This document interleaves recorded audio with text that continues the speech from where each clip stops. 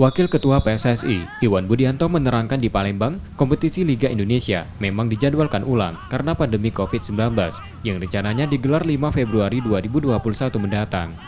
Penjadwalan ulang Liga juga untuk memastikan vaksin COVID-19 sudah ada dan siap didistribusikan pada masyarakat, terutama olahragawan. PSSI bersyukur dengan datangnya vaksin COVID-19 di Indonesia. Hal ini makin besar kemungkinan gelar Liga dapat berlangsung pada Februari 2021.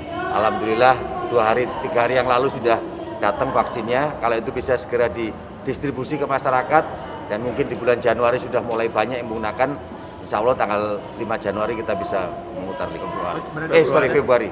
PSSI masih akan melakukan pembicaraan lanjutan dengan operator liga dan klub serta kepolisian terkait penyelenggaraan liga, apakah dengan atau tanpa penonton, atau dengan penonton dengan jumlah yang dibatasi. Tim Liputan, Kompas TV, Palembang.